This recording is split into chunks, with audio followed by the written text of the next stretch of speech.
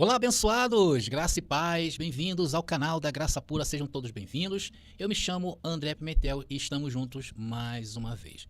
Nós vamos finalmente voltar a falar sobre dois personagens importantes da Bíblia e do Novo Testamento, que é a figura de Emineu e também de Fileto, em que foram repreendidos duramente por Paulo. Então, se você não assistiu os primeiros 5 episódios dessa série, vai lá e veja, porque eu criei uma playlist para você entender todos os pontos que citei nesta introdução detalhadamente. Agora sim, podemos ir ao assunto? Vem para a graça que eu te explico. Agora é a hora da palavra. Meus queridos irmãos, como é de costume nosso, antes da gente prosseguir, eu gostaria de pedir a você aí, que já tem nos acompanhado, se inscreva no nosso canal, é grátis, você não paga nada, toca o sininho para que o YouTube te avise, deixe seus comentários, dê aquela curtida e se você quiser que o YouTube te avise, é só tocar esse sininho aí embaixo, tá bom, queridos? Então agora sim nós podemos prosseguir para o alvo, que é a nossa mensagem continuada de Emineu e Fileto. Vamos prosseguindo. Então, queridos, a verdade é que os futuristas insistem que a vinda final de Jesus está no futuro distante em relação à geração do primeiro século. Então eles negam a iminência da ressurreição do primeiro século, como eu disse no começo, e isso até os impossibilita de ouvir as nossas argumentações. Eles não aguentam, vocês sabem, muitos dos irmãos têm me relatado, irmão, quando começa a falar da segunda vinda de Jesus, eles não aguentam. Então o problema de Emineu não foi dizer que a ressurreição já havia ocorrido, e eu inclusive dei provas de escritos bíblicos em que se fôssemos ler fora de um contexto, poderia sim passar a ideia de que a ressurreição já havia ocorrido nos dias de Paulo, porque era um momento que eles estavam vivendo, irmãos, que é bom lembrar isso, que era um momento de transição, ou seja, os dois pactos estavam vigentes, um estava saindo de cena e teria que sair, e outro entrar soberano em sua composição. Então, na verdade, o que estava acontecendo era um problema de desafiar a liderança de Paulo e, assim, ofuscar a nova aliança. Porque, ao aceitar que a nova aliança poderia vir acompanhada da velha aliança, como prega o sistema religioso hoje, era o mesmo que dizer que o ministério de Cristo não foi suficiente. Então, vocês percebem o grau dessa discussão séria que houve no primeiro século? Mas, voltando aqui à questão da vinda de Jesus, muitos professores do sistema religioso afirmam que Mateus capítulo 25, que o retorno de Cristo não tem sido iminente desde a ascensão de Cristo aos céus. E eles têm ensinado também, em suas doutrinas, que o Novo Testamento ensina, no entanto, que a gloriosa volta do Senhor será em um futuro distante e desconhecido. Irmãos, sinceramente, isso é um absurdo. E ainda completam, não tendo sido iminente e nem será datável, contrariando frontalmente o que Jesus disse em Mateus capítulo 24, versículo 34, onde Jesus aponta o tempo em que seria. Ou seja, Jesus sabia muito bem o tempo. Eles são capazes de negar o que é tão óbvio. Como conseguem negar Mateus capítulo 25, versículo 5? Veja aí. Enquanto o noivo demorava, todas cochilaram e dormiram. Então aqui se trata da famosa parábola das 10 virgens, em que a ideia não era dormir enquanto esperavam o noivo. Vocês notem que até mesmo as expressões usadas pelos autores do Novo Testamento era bastante explícito a sua rapidez, não era demorado. Tanto que o texto fala de cochilar e dormir, ou seja, alguém que tira um sono muito rápido. Agora, irmãos, que cochilo é esse, né? Que dura mais de 2000 anos. Agora, nos versículos seguintes, a partir do verso 14, aí mesmo em Mateus capítulo 25, Jesus propôs essa parábola. Pois o reino dos céus é como um homem viajando para um país distante, que chamou seus próprios servos e entregou-lhes seus bens. Após um longo tempo, o senhor daqueles servos veio e acertou as contas com eles. Então eles leem essas passagens e dizem, isso não prova que há uma expectativa para um retorno a qualquer momento. Como não, irmãos? O que eu vejo é exatamente o contrário. A dedução deles é realmente algo muito ruim. Tem pessoas importantes no meio cristão de hoje que diz que prova, sem dar uma única evidência, que Mateus capítulo 25 deve se referir aos 2000 anos desde que Jesus contou essa parábola. Isso, irmãos, é puramente hipotético. Então, se a alegação dele é falsa, pois não há argumentos, ao dizer que Jesus não veio no primeiro século, passa a ser falso também. E não basta ir no Antigo Testamento. Uma olhada rápida em alguns escritos do Novo Testamento rapidamente mostrará a iminência imediata da parúzia. Ela permeia o corpo de todo o Novo Testamento. Se estes grandes professores do sistema religioso dizem que Jesus falou de um tempo indefinido para sua vinda e ressurreição, então, irmãos, estamos vivendo o caos, porque estamos totalmente descontextualizados dos textos bíblicos. Mas vamos voltar aqui a Emineu. Seria completamente irracional e absurdo eles afirmarem que a ressurreição já havia ocorrido. Agora, se esse fosse o entendimento geral dos cristãos daquela época, de que a ressurreição ainda estava muito distante, Paulo ou qualquer outro poderia facilmente refutar Emineu com base nessa expectativa temporal. No entanto, irmãos, o fato de Emineu não ser imediatamente corrigido por essa questão de tempo sugere que o problema de Emineu não era simplesmente a questão da ressurreição já ter ocorrido, mas sim algo muito mais profundo, possivelmente relacionado à sua influência negativa ou à tentativa de judaizar os cristãos. Vocês percebem, irmãos, como a conta não fecha? É isso que o preterismo completo veio questionar, essa interpretação feita pelo sistema religioso. Vamos levantar uma outra questão para nos ajudar a entender isto. A ressurreição e o reino estão inseparavelmente ligados, certo? Então devemos chamar mais um ingrediente para nos ajudar a compor esse pensamento, é que a ressurreição e o reino também está ligado ao julgamento de Israel. Ah, André, prova? Bom, leiam depois aí, irmãos, todo o capítulo 24 ao 29 de Isaías. E leiam também Daniel 12. Vamos ler somente o versículo 2. Muitos dos que dormem no pó da terra ressuscitarão, uns para a vida eterna e outros para a vergonha e horror eterno. Isto, irmão, está ligado a Israel. E isso é significativo, porque Jesus associou a queda de Jerusalém com o reino e a sua parúzia em Lucas capítulo 21. Em sua predição de julgamento de Israel, Jesus disse que naquele evento o reino estaria próximo. Vamos ler. Lucas capítulo 21, versículo 31. Assim também vós, quando virdes acontecer estas coisas, sabei que o reino de Deus está perto. Logo, se o que eu estou falando é verdade, e eu estou mostrando isto através dos textos bíblicos, o reino de Deus e a ressurreição estão relacionados. Qual é, então, irmãos, a natureza da ressurreição? Ela é discernível ao olho humano ou não? Por que então Paulo não repetiu o que o sistema religioso fala sobre a segunda vinda de Jesus, sobre a ressurreição, sobre o arrebatamento? Por que Paulo então não disse a Emineu e aos Efésios, meus olhos não estão vendo o que meus ouvidos estão ouvindo, Emineu? Por que Paulo não disse a seus leitores, pelo menos, que estavam sendo enganados por Emineu e para rebatê-lo, como faria qualquer pastor hoje? O que responderia um pastor hoje? Vão lá para o cemitério e vejam se as covas estão abertas. Eu acho que é porque hoje os pastores são mais inteligentes que Paulo. Será que é isso mesmo? Irmãos, e é tão simples de responder isso, queridos futuristas, é porque a ressurreição está associada ao reino e não é um evento visivelmente discernível. O próprio Senhor Jesus fala em várias passagens que o reino dele não é deste mundo, não é tocável, não é palpável.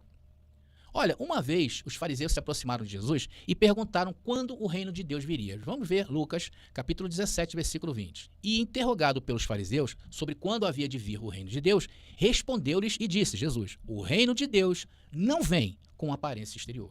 Se o reino e a ressurreição estão inseparavelmente ligados, e se o reino não vem com observação, ou seja, com aparência exterior, porque a ressurreição seria um evento visível. Então, quando Paulo discutiu a mudança da ressurreição do homem exterior, que estava perecendo para o homem interior, vocês lembram dessa passagem lá em Coríntios, 2 Coríntios? Ele completou também dizendo, não feito por mãos eternos nos céus. Vocês lembram dessa passagem? Ele disse isso aqui, olha, 2 Coríntios capítulo 4, versículo 16. Não atentamos nas coisas que se veem, mas nas que não se veem. Então, queridos, isto aí é uma declaração enfática de que a ressurreição não era um evento visivelmente discernível. Irmãos, vocês vão ver que os fariseus tentaram contra a vida de Paulo por causa de suas opiniões sobre a ressurreição, tá? Nós vamos abordar essa parte aí com mais propriedade a seguir mais na frente aí, nos próximos episódios.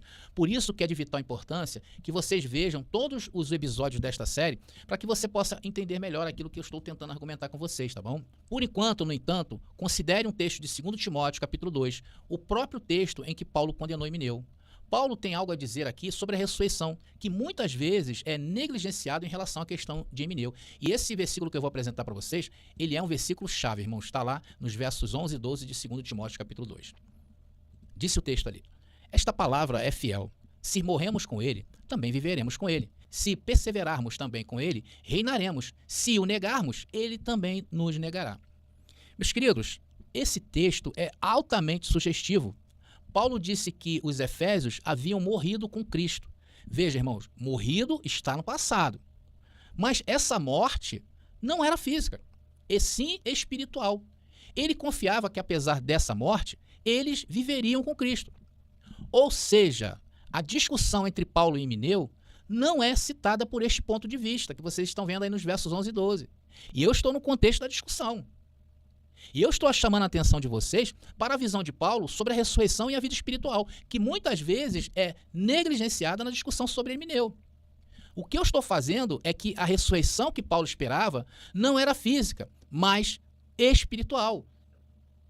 Assim como a morte dos Efésios era espiritual, a vida futura também seria, meus irmãos. Eles seriam libertados dessa morte, mas não de forma física. Pode ser, mas tecnicamente preciso dizer que eles haviam morrido com Cristo e sua vida em Cristo estava oculta. Colossenses capítulo 3, versículo 1 ao 3, para ser manifestada quando? Na parúzia. Vamos ler Colossenses, vamos lá. Portanto, se já ressuscitastes com Cristo, buscai as coisas que são de cima, onde Cristo está assentado à destra de Deus. Pensai nas coisas que são de cima e não nas que são da terra, porque já estáis mortos e a vossa vida está escondida com Cristo em Deus. Então, irmãos, na verdade, eles seriam libertados daquela morte para a vida, morte espiritual para a vida espiritual. Então, a remoção desta morte, através da ressurreição, que não é a vida biologicamente falando, irmãos, tá legal? Então, Paulo aqui está afirmando uma ressurreição não biológica, não física, que estava no futuro para ele. E é nesse contexto que ele imediatamente condenou Himeneu por dizer que a ressurreição já aconteceu. Agora, qual ressurreição Paulo mencionou? Foi a ressurreição não literal? Não física? Não carnal? Será que Paulo estava se referindo à ressurreição dos corpos, como prega o sistema religioso? Claro que não. Foi a ressurreição para a vida espiritual. Agora, o sistema religioso, ao não atentar para o contexto dessa interpretação, né, que isso parece que escapou deles, de 2 Timóteo capítulo 2, agora nos versos 11, então fica estranho agora Paulo, de repente, sem nenhuma indicação, mudar a discussão para uma outra ressurreição completamente diferente. Irmãos, a menos que alguém possa demonstrar que em 2 Timóteo capítulo 2, versículo 17, Paulo introduz uma doutrina de morte e ressurreição diferente da que ele discute no versículo 11 e em quase todos os escritos de Paulo. Vocês estão percebendo como o contexto ele se torna inimigo número 1 da igreja? Por isso, irmãos, que o auge da discussão entre Paulo e Himeneu não era por causa da ressurreição. E isso que mostrei para vocês agora é uma poderosa evidência que o discurso de Himeneu quanto à ressurreição não era que os mortos iam sair dos seus túmulos. Então, se Himeneu estivesse certo quanto à ressurreição, não física, tá, abençoados? Porque essa não é a questão entre os dois. E nós já explicamos isto por diversos ângulos. Então, se Himeneu estivesse certo quanto à ressurreição, já ter ocorrido, com o templo ainda de pé e a Torá vigente, você sabe o que isso significaria? Uma mistura de pactos entre lei e graça. Agora, igualzinho ao que o sistema religioso de hoje pratica. Não é assim? Eles não arrastam isso aí por 2000 anos? Sendo que Paulo não ia admitir isso. E, de fato, não admitiu. Porque para ele, Paulo, acreditava que a redenção ainda estava em andamento e que a autoridade da Torá e do templo havia sido superada em Cristo. Era o tempo da transição. Irmãos, só faltava acontecer o quê? O grande finale. E qual era o grande finale, André? A queda do templo, a destruição de Jerusalém e a legislação mosaica caindo por terra e nunca mais sendo erguida. Ainda que tentam parecer algo parecido com aqueles dias, mas não terá nenhum valor para Deus. Entenderam, abençoados? Quem hoje é a descendência de Himeneu? E isto, irmãos, deveria ser mais óbvio, porque a ressurreição discutida no verso 11, como eu mostrei para vocês, é a mesma que foi discutida no verso 17 de 2 Timóteo capítulo 2. E, irmãos, o mais incrível é que ninguém do sistema religioso, até hoje na história, não trouxe luz ao contexto do verso 11. E isto é revelador para nós e bastante significativo, porque nos mostra o que acontece no cristianismo tradicional. Eles pouco se importam com a vida das pessoas, eles querem mesmo aterrorizar. Isso aí é uma falha crítica e fatal. Isso sugere que eles simplesmente desejavam selecionar textos para a prova e escolher a dedo a condenação de Himeneu por Paulo, em vez de realmente se envolverem em uma exegese séria do texto, como estamos fazendo aqui. Então não há desculpas para ignorar a discussão anterior de Paulo sobre morte e ressurreição no verso 11, que claramente não é uma discussão sobre a ressurreição de cadáveres humanos. E depois impor um conceito radicalmente diferente de morte e ressurreição nos versos 17, 18 e 19. Como, em nome da razão e da erudição, você pode ignorar totalmente a discussão de Paulo sobre a morte e vida no contexto, e então apontar para o versículo 17, alegando o quê? Que é uma discussão fora do contexto? Então, queridos, a conta não fecha. Hoje é inadmissível como o sistema religioso interpreta a palavra, as escrituras. Então, abençoados, para terminar, eu vou apresentar para vocês o resumo da ópera, tá? E preste atenção, eu criei aqui um resuminho para a gente, de fato, entender aquilo que eu estou querendo passar. Tá lá. Então, aqui está o que estamos dizendo sobre o contexto de 2 Timóteo, capítulo 2, versículo 17. O primeiro tópico aí diz, em 2 Timóteo capítulo 2, versículo 11, Paulo discute a morte e vida, ressurreição, que não é a ressurreição de corpos igual foi o de Jesus. E eu dei exemplo de que, aos Efésios, ele não falou sobre isso. Ele não falou de ressurreição de corpos. E aonde Emineu estava sendo repreendido era na comunidade de Éfeso. Segundo tópico, ele diz que os Efésios já haviam experimentado a morte. Eu não mostrei para vocês? Que o próprio apóstolo Paulo usou versículos no passado, que eles haviam experimentado a morte, que é onde está acontecendo esse embate, onde? Na igreja de Éfeso. Terceiro tópico, a ressurreição que eles estavam antecipando seria o fim dessa morte. Que morte, irmãos? A espiritual, o fim dessa morte espiritual. Quarto tópico, mas os Efésios claramente não haviam morrido fisicamente. Eles estavam vivos, e muitos passaram da morte para a vida de fato vivos, no ano 70. Último tópico. Portanto, a ressurreição que Paulo estava antecipando não era o levantamento de cadáveres humanos. Irmãos, este é o contexto da discussão do erro de Emineu sobre a ressurreição. E isso demonstra que a controvérsia não era sobre o levantamento de cadáveres humanos do chão. Emineu estava afirmando a realidade passada da ressurreição. Ressurreição não biológica. E Paulo, nesses dias, ainda aguardava por ela. Somente distorcendo o texto se pode obter a ressurreição física a partir da discussão de Paulo, como fez e faz o sistema religioso. Bom, abençoado, eu acho que ficou bem intenso hoje o nosso episódio. Espero aí que vocês tenham entendido. E no próximo episódio, vem mais bomba por aí, tá? Nós vamos falar sobre aquela famosa frase que todo olho verá, que também é um axioma forte que o cristianismo criou para rebater o preterismo completo. Então, se você gostou da nossa forma de interpretar a Bíblia, eu tenho para vocês aqui uma coletânea de livros do preterismo completo. Hoje eu tenho um total de 6 títulos para você estudar e chegar às suas próprias conclusões. Eu tenho alguns livros disponíveis aqui comigo, que o primeiro é esse aqui que eu gostaria de apresentar para vocês, que é o Apocalipse, a Verdade Revelada e o seu cumprimento no ano de 70 depois de Cristo. Um livro onde eu traço os temas principais do livro de Apocalipse e faço toda essa contextualização dentro do tempo histórico, obedecendo à cultura que é a cultura judaica. E olha, vocês vão se surpreender ao estudar neste livro. Eu tenho também esse livro aqui, que é A Igreja Tem Razão sobre o Fim do Mundo, ou sobre o Fim do Mundo? Será? Irmão, será que o que eles pregam hoje sobre o fim do mundo, isso é coerente com a palavra? Então eu mostro aqui, inclusive tem até uma parte, um capítulo aqui muito interessante, mostrando o déjà vu profético. Eu mostro desde os primórdios, que os cristãos já faziam previsão da segunda vinda de Jesus e o fim do mundo. Então, se você quiser estudar, eu tenho esse daqui. Agora eu tenho um que está chegando, que eu não tenho em estoque aqui hoje, que é o livro de Hebreus, tá? O nome é Hebreus. O que precisa ser desvendado, tá? Um livro sensacional, mostrando que Cristo é superior à lei, a tudo que já se foi dito de Bíblia do passado. Eu venho mostrando que Cristo é superior. E não deixa margens para achar que hoje que a gente tem que trazer a lei de Moisés para reivindicar ou dar base para a graça, tá, abençoado? Esquece disso. Então, nesse livro você vai ver, o livro de Hebreus. Eu também tenho um que é o Sermão do Fim do Mundo, onde eu abordo ali especificamente Mateus capítulo 24 e Mateus capítulo 25, com abordagens também em Marcos e Lucas que falam sobre o fim do mundo ali, e que é o Sermão do Monte das Oliveiras. Então pego versículo por versículo e venho trazendo comentários e análise do preterismo completo. E para fechar eu tenho o livro O Apocalipse de Pedro, tá? Que não é o livro apócrifo. Eu até coloquei esse livro apócrifo dentro desse livro, tá? Mas não é o apócrifo de Pedro não, tá bom?